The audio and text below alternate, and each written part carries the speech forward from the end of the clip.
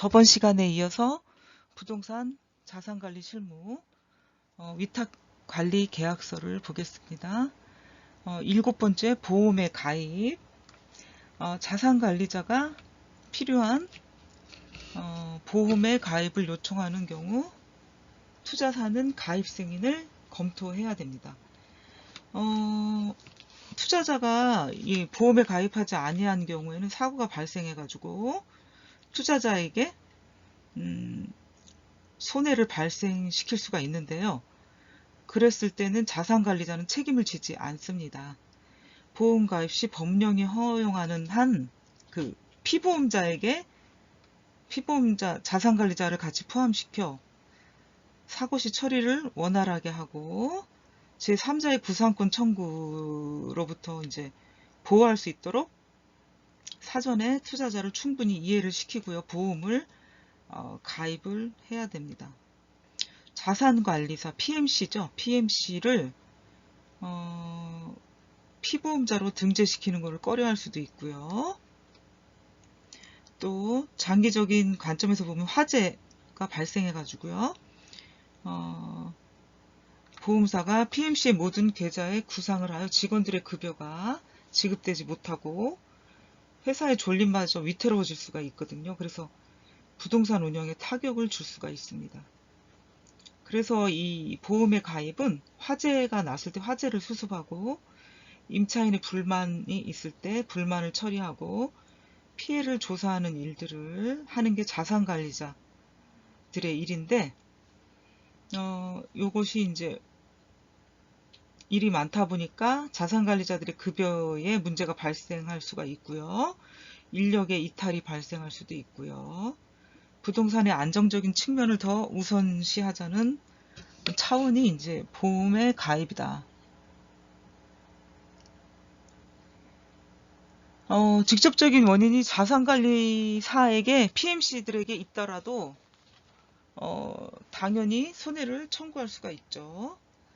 예, 그래서 보험의 가입은 그 자산 투자자 위탁자와 상의를 해서 반드시 가입을 해야 되고 그러지 않을 때는 자산관리자는 책임을 지지 않는다 하는 것을 여러분들이 알고 계시면 되겠습니다. 8번째 계약의 해지. 자산관리자 또는 위탁자 중 어느 일방이 위탁계약을 해지하고자 할 때 계약서에 명시된 사전 고지기간 이전에 상대방에게 해약 의사 및 사유를 서면으로 통보한다. 요거 계약에 대한 위반사항, 불이행 또 요 관리 업무를 이행하기 부적당하다고 인정한 사유가 발생했을 때는 관리 대상 부동산의 담당자 배치를 다시 하고 교체도 할 수가 있는 거죠. 그러니까 투자자의 사전 동의를 거쳐야 하고요. 조직 구성이나 투입 인력에 대해서 투자자와 합의되지 않고 임의대로 변경하는 등이 있을 경우에는 계약서에 명시된 내용을 바탕으로 위탁 관리 계약을 해지할 수가 있습니다. 계약의 해지. 9번째 손해배상. 손해배상은 계약서의 어떤 내용에 있는 사항을 위반했을 때 손해배상을 요구할 수 있는 조항이 있는데 그런 것들을 한번 보도록 하겠습니다. 이 손해배상은 계약서 썼을 때 그 내용들의 어떤 계약 조항 위반, 자산의 손실을 주었을 때 고의 또는 과실로 자산의 일부 또는 전체를 망가뜨리거나 훼손했을 때 종업원의 근무 행위로 인한 도난 등의 문제가 발생했을 때 손해배상을 청구할 수가 있겠습니다. 10번째 사고 예방 및 통보. 사고 예방 및 사고가 났을 때 즉각적인 보고가 필요한데 이 예방 및 통보의 어떤 내용들을 좀 살펴보도록 하겠습니다. 자산관리자는 선량한 관리자로서 관리 업무 제반 사항에 대해서 최선을 다해서 어떤 사고를 예방할 책임이 있고요. 자산관리자는 자산의 사고가 발생하였을 때 지체 없이 해당 사고에 내용들을 상세하게 서면으로 위탁자 또는 위탁자가 지정한 자에게 통보를 해야 됩니다. 단 먼저 구두보고를 하게 되면은 사후에 서면으로 보고할 수가 있겠습니다. 세 번째, 자산관리자가 위탁한 업무를 수행한 제3자 또는 그들이 종업원들이 고의 또는 과실로 사고를 일으켰을 때 자산관리자가 이에 책임을 져야 되고요. 사후수습에 만전을 기하여야 한다. 그러니까 자산관리자가 위탁한 업체 아니면 자산관리자가 고용한 직원들의 과실로 인해서 사고가 발생했을 때는 자산관리자가 이에 대해서 책임을 지고 수습을 해야 된다 하는 이런 얘기를 세 번째 하고 있는 것이고요. 네 번째는 이렇게 사고가 발생하였을 때는 신속히 대처를 하고 피해와 사고 확대를 예방을 해야 합니다. 그래서 사고 예방 및 통보에 관한 4가지 내용들이 있고요. 다음으로는 금지 사항이 있습니다. 첫 번째, 자산 내 근무자 또는 입주자의 업무에 지장을 주거나 불편을 초래하는 행위. 두 번째, 직무상에 필요한 경우를 제외하고 자산 내의 보안사항을 누설하는 행위. 세 번째, 자산 내에서 음주, 도박, 소란한 행동을 하는 행위. 네 번째, 사전 허가 없이 위탁자가 지정한 제한구역, 통제구역에 출입을 하는 행위. 다섯 번째는 기타 자산관리자 또는 위탁자가 정당한 사유로 금지하는 행위입니다. 그래서 11번째 금지 행위를 봤고요. 12번째 직무교육 및 훈련을 보겠습니다. 직무교육 및 훈련은 어떤 계약서에 의한 건물의 관리 업무 수행을 하는 거기 때문에 그 계약서에 의해서 관리 업무 수행상에 필요하거나 법률에 명시된 교육 및 훈련을 받아야 한다. 두 번째는 투자자는 자산관리사의 종업원이 예비군 훈련, 민방위 훈련 이런 필수 훈련과 각종 어떤 교육에 참가, 휴가 등을 인정하고요. 이때 자산관리자는 결혼으로 인해 가지고 업무에 지장이 없도록 그 일을 진행할 수 있도록 최선을 다해야 됩니다.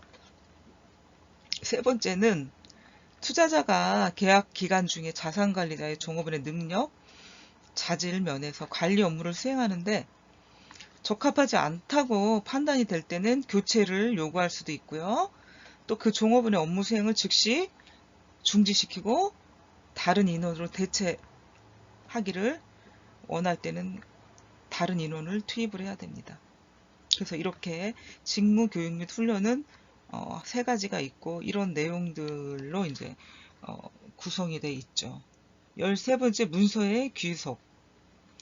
자산관리자가 계약에 의한 업무의 수행을 위해서 작성한 도면, 문서, 자료 등은 위탁자에게 귀속이 되며 약정한 기간 동안 보관을 의무화한다. 약정 기간 없을 시에는 보통 3년 이상은 보관을 한다 하는 게 이제 13번째 문서의 귀속에 관한 이야기고요. 5번째 자산관리 업무를 들어가겠습니다. 자산관리 업무에서는 부동산 업무 인수인계가 있고요. 임대차 관리가 있어요. 그래서 부동산 매입 매각 시 사전 협의 항목 사항들이 있는데 한번 여러분들과 보도록 하겠습니다. 부동산 매입 매각 시 사전 협의 항목, 그러니까 구분을 해놨어요. 수익과 또 비용 지출되는 거죠. 이거는 지출되는 비용, 그 다음에 세금을 내야 되겠죠. 그래서 수입, 비용, 세금으로 구분을 해놓고 수입에서는 이제 항목들이 있죠. 보증금, 임대료 관리비, 또 선 지급된 임대료나 관리비, 일일 주차나 월정 주차 금액이 이제 수입으로 잡힐 수 있는 거죠. 그래서 수입으로 잡힌 부분은 어떻게 정산을 하나? 보증금은 매각 가격에서 차감하여 잔금을 지급을 하고요. 임대료 관리비나 선지급된 임대관리비나 1일주차, 월주차는 매매 완결일이 기준으로 돼가지고 매매 완결일이 기준이 돼서 1일 정산을 하게 됩니다. 하루하루 날수를 계산해서 정산을 하게 된다. 또 비용을 보겠어요. 전기, 수도, 가스 매도일 기준으로 0시에 사용량을 측정하여 정산한다. 사전에 전년도 기준량이나 고지서를 미리 체크하여 정산한다. 보증금 반환, 매수인 부담, 지체상금이나 손해에 따른 금액은 매수인 부담이 되고요. 정산 기준일과 겹칠 경우 임차인에게 일정을 사전에 통보하여 조정을 한다. 세금은요, 재산세, 종합부동산세, 도로조명료, 환경개선부담금, 교통유발금 등이 있고요. 재산세랑 종합부동산세는 매매 완결일 기준으로 1할 계산을 한다. 환경개선부담금과 교통유발금은 부가기간을 기준으로 1할 정산하되 매매 완결일을 기준으로 1할 계산을 하면 되겠습니다. 부동산 자산관리 업무 중에서 부동산 업무 인수인계를 보도록 하겠습니다.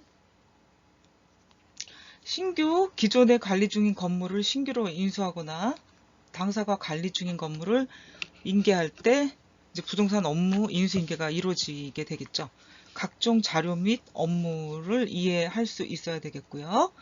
매각 등으로 신규 관리사에게 관련 자료를 인계할 시에 기존 관리사 변경으로 인한 인수인계와 서류는 동일하나 매각 시점에서 발생하는 정산 기준을 사전에 파악할 수 있어야 합니다. 인수인계 관련 자료나 서류들을 볼게요. 인수인계 시간표 및 체크리스트, 양도서류 체크리스트, 종합설비 현황, 여기서는 이제 건물 개요, 전기시설, 기계시설, 방제시설 등 현황 작성을 해야 되겠고요. 매각자로부터 자료를 받아야 된다. 네 번째는 협력업체 명부, 비상연락망, 자본적 지출 보고서 등이고요. 건축시설물 인수인계 리스트를 보도록 하겠습니다. 도면, 세금, 공과금, 인허가 서류, 계산서, 보험에 관한 서류, 협력업체, 기타 등이 있습니다. 그러면 도면을 한번 볼게요. 건축, 전기, 설비에 관한 도면이 필요하고요. 4번으로도 가능하다. 그리고 세금, 공과금이 있습니다. 세금, 공과금. 세금, 공과금은 교통유발금, 환경개선부담금, 도로조명료, 종합토지세, 건물재산세, 공과금, 영수증. 그 중에서 이제 어떤 거냐? 수도, 전기, 가스, 영수증이 필요하고 이것도 4번이 필요합니다. 인허가 서류를 볼게요. 건축물 사용승인서 및 검사 필증, 도로 조명 허가증, 준공 신고서 및 검사 필증 4번이 필요하고요.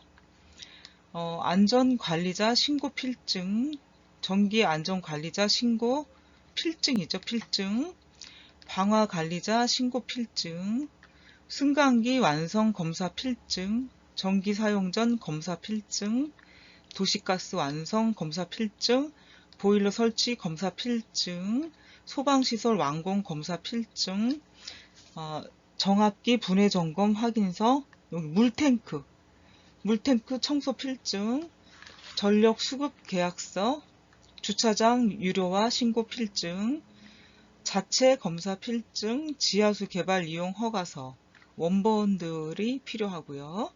계산서는 전기 설비 계산서, 냉난방 부하 계산서, 지질 조사서, 구조 계산서, 원본이 필요하고요.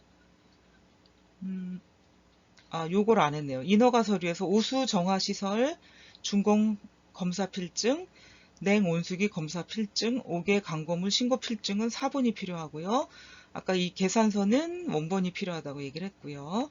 보험은 건물 화재 보험, 영업 배상 책임 보험, 가스 보험, 기타 보험은 4번이 필요합니다. 그리고 협력업체는 협력업체 현황과 직원 명단 대장 원본이 필요하겠고요. 기타 용도 변경 관련 서류 신청서가 있어야 되겠고, 건축 현황 측량도 토지 대장 원본이 있어야 되겠습니다.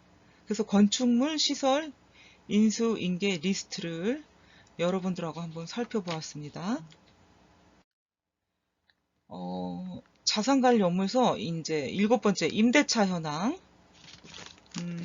임대료 명세서, 입주사의 비상 연락망, 명의 변경 리스트, 시설관리 인수인계 목록 정리표, 뭐 이런 것들이 필요하게 됐죠. 그래서 임대차 현황은 여러분들이 알다시피 임대차 계약서를 검토를 해서 부동산에 입주해 있는 임차인 현황을 조사하는 거고, 임대료 명세서는 임대차 계약서에 계약기간과 계약 조건을 요약해서 작성하는 게 임대 수입 현황을 파악할 수 있게 만들어 놓은 게 임대료 명세서다. 입주사의 비상 연락망은 말 그대로 계약 담당자, 직위, 회사 규모, 연락처 등을 작성을 해 놓고요. 정산 기준 수립은 수입 지출, 세금 부분에서 매수자와 매도자 간의 계약서를 검토해서 정산을 수립을 하고요. 명의 변경 리스트, 세금, 에너지 비용, 인허가 관련 사항 등에 대한 명의 변경 항목을 정하고 관공서에 명의 변경을 신청을 해야 됩니다. 필요 서류는 부동산에 관련된 건물 등기부등본, 건축물 관리대장, 인감증명서, 토지대장, 위임장, 사업자 등록증, 자동이체 통장 4번 등이 필요합니다. 시설관리 인수인계 목록을 정리를 하자면 뭐 목록표를 만들어서 이제 정리를 하면 되겠죠. 그래서 인수인계 리스트하고 체크리스트 같은 게 필요합니다. 그래서 자산관리 업무에서 그 12번째까지 이제 끝나게 됐고요. 다음 이제 임대차 관리로 넘어가겠습니다. 건물 관리 규정 및 주차 관리 규정, 두 번째는 임대료 명세서, 임대차 현황도, 재계약 서비스 수수료, 냉난방 비용, 임대 가능 면적 관리, 미수금 정산 업무 등이 있겠습니다. 그럼 첫 번째 건물 관리 규정 및 주차 관리 규정, 이런 것들을 보자면은 임대차 계약하고는 별도로 실제 건물을 운영하는 기본적인 지침이 되는 내용으로 사전에 건물주의 승인을 받아가지고 임차인에게 배포 공지를 해야 됩니다. 어떤 그 주 내용은 건물 개폐 시간, 냉난방 및 승강기 운행 기준, 전기 및 수도 사용, 그 다음에 열쇠 관리, 주차장 이용, 내부 공사 지침, 게시물 관리, 비상시 대처 방안 등의 내용이 포함이 됩니다. 이런 내용들을 사전에 공지하고 첨부된 양식으로 각종 신청 사항을 문서를 통해 처리하도록 이제 유도를 하게 되겠습니다. 특히 이제 신규 임차인과 임대차 계약을 진행할 때는 이런 내용들을 사전에 마케팅 팀에 공지를 해야 되고요. 건물 특성 및 운영 방안에 대해서 사전에 협의돼 가지고 입주 후에 입주사의 불만을 없앨 수가 있어야 합니다. 두 번째, 임대료 명세서 및 임대차 현황도, 임대료 명세서는 건물 내 임대차 관계를 한눈에 볼 수 있게 정리한 자료가 되겠고요. 임차인을 관리하는 데 필요한 모든 내용이 포함이 되어 있습니다. 건물 및 임차인의 특성에 따라 내용들을 또 바꿀 수가 있는 거죠. 그 다음에 재계약 서비스 수수료를 한번 보겠습니다. 신규 임대는 마케팅에서 진행하지만 기존 임차인의 재계약 업무는 임차인과의 관계 등을 감안해 가지고 자산관리자가 진행을 할 수 있습니다. 건물주에 따라 다르지만 통상적으로 계약기간 동안 총 인상금액의 일정분을 재계약 서비스 수수료로 청구할 수가 있고요. 요율은 당초에 제안한 내용과 건물주와 합의하에서 이제 달라질 수가 있어요. 네 번째, 냉난방 비용. 관리 규정에 이제 이런 근무 시간이 있는데 근무 시간 기준으로 이제 운행을 하면 되고 임차인의 요구에서 특별히 냉방을 연장하고자 할 경우에는 이런 장비를 운행하기 위해 추가로 들어가는 비용, 전기료나 장비, 감가상각, 인건비 이런 것들을 감안해서 비용을 산정할 수가 있습니다. 그리고 다섯 번째, 임대 가능 면적 관리. 임대 면적 산정에 있어서 마케팅팀에서 건물주하고 상의를 하게 되고요. 그 상의에서 결정하는 사항이긴 하는데 경우에 따라서 자산관리자가 산정한 면적에 대해서 요청받는 경우가 있기도 합니다. 건물의 전용 공용 면적을 분류하고 전체 면적을 계산한 다음에 전용료를 구해주면 되는데 일반적인 경우는 면적 산정 기준은 건축 도면에 표시가 되어 있고요. 요거를 기반으로 전용 및 공용 면적을 분류해 가지고 임대 면적을 산정을 해야 됩니다. 그래야 나중에 임차인과의 문제를 예방할 수가 있게 되겠습니다. 여섯 번째는 미수금 정산 업무가 있어요.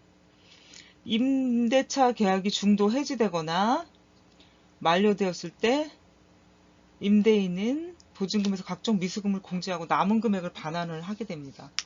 임차인의 보증금에서 월별로 각종 미수금을 공제해요. 뭐 월세라든가 전기세, 관리비 같은 걸 얘기할 수가 있는 거죠. 그래서 이거를 공제하고 보증금을 반환해야 되는데 이러기 전에 건물주에게 정확한 금액에 대해서 사전에 반드시 확인을 받고 반환시켜야 합니다.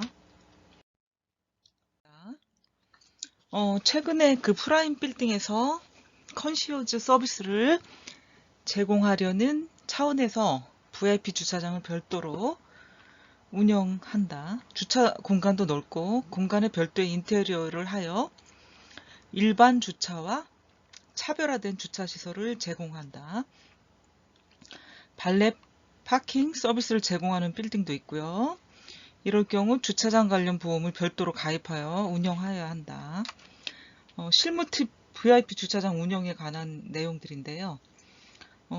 발렛 파킹을 제공할 때 무료로 하는 경우도 있지만 거의 유료 발렛 파킹들이 많고요.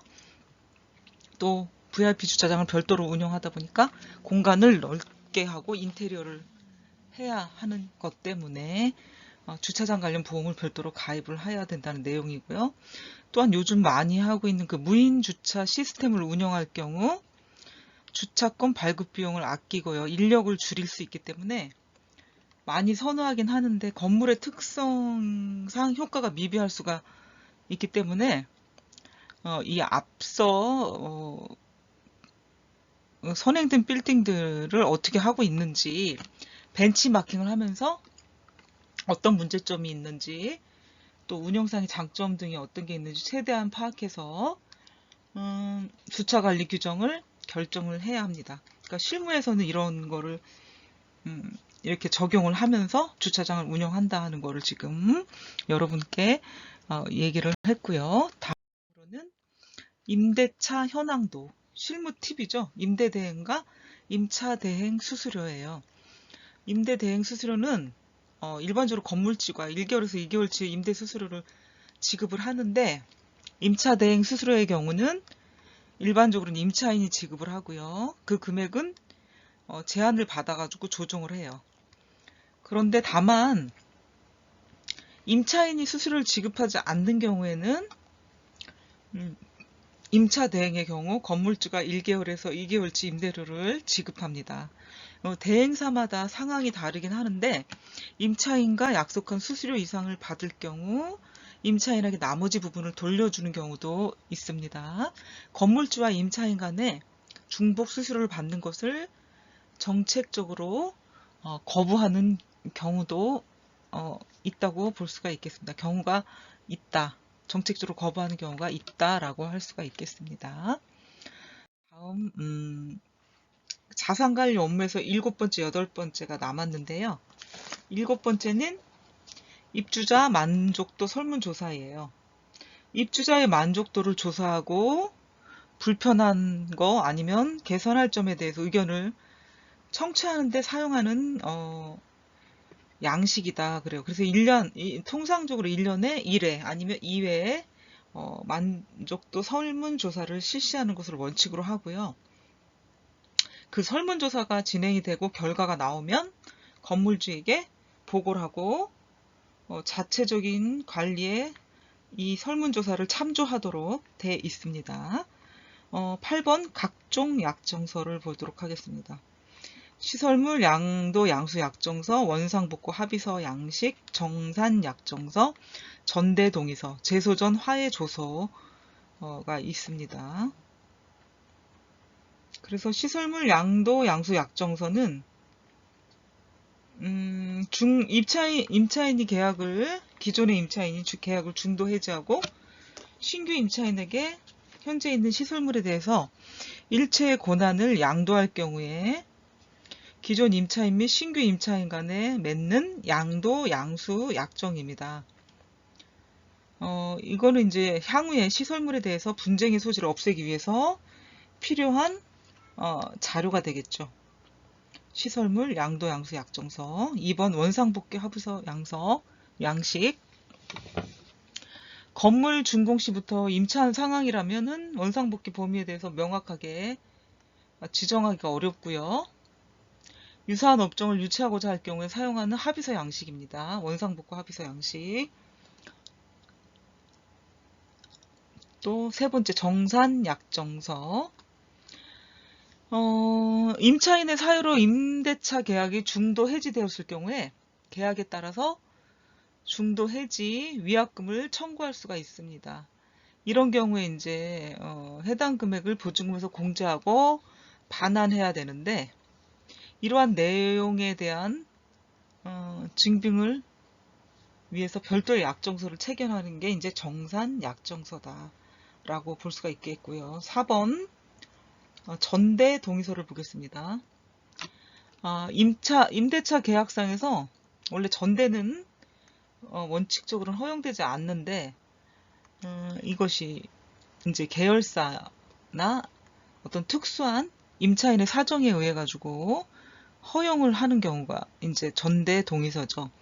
이럴 때 첨부 자료를 활용해서 임차인의 요청사항을 임대인이 승인하고 전대에 대한 모든 책임은 임차인이 부담하는 것을 약정으로 작성을 하게 됩니다. 이것이 이제 전대 동의서다.